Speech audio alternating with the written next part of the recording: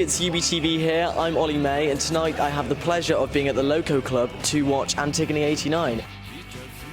Hello, who am I here with? Li Freiss. And you are the writer, dramaturg and sound designer for Antigone 89. Could you explain to our viewers what Antigone 89 is about? What is your adaptation and what does 89 stand for? Is there historical context there? So 89 is the year that the Berlin Wall fell, 1989, because our adaptation of Antigone, I've rewritten to be set in 1989 in East Berlin, a week before the fall of the Berlin Wall.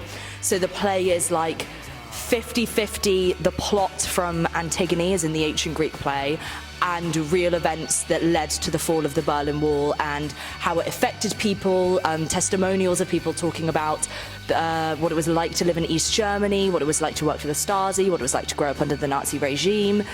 So it's a blend. It's like half like documentary, half ancient Greek play.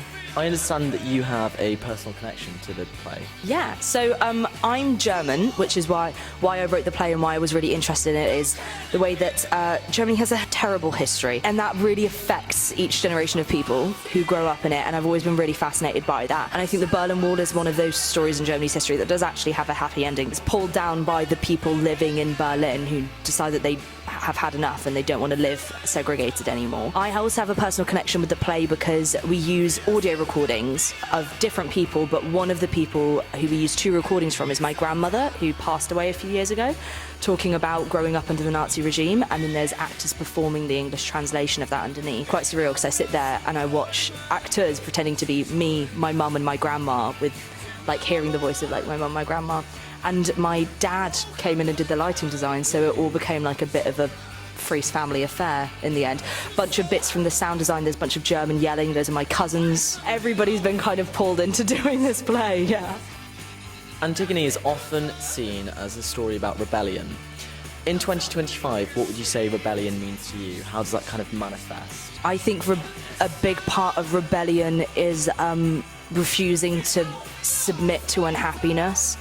I feel like especially a lot of the ways in which people try to hurt us today, like a huge inspiration for the play and why I started writing it was just that I felt like, oh my God, it's happening again. Like I've watched every generation of my family live through this, and now I'm going to live through it as well. And the day after I finished the first draft, Elon Musk did a Nazi salute. But one of the biggest things you can do is that those kinds of people, like Elon Musk, like the far right in America, are trying to make people angry and upset. They're trying to fuel fires. They're trying to stop people from loving and understanding each other.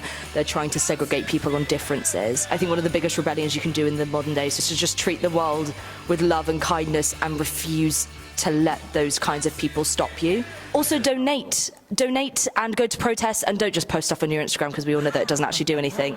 Your infographic means nothing. Give people money and go up to protests and sign petitions. I have one more question for you. It's a bit more of a fun question. I was going to ask, what has been your favourite memory throughout this whole process of Antigone 89? Oh, okay, definitely like inappropriate laughter, because a lot of the play is really, really sad, and obviously it's a Greek tragedy, so nearly everybody dies.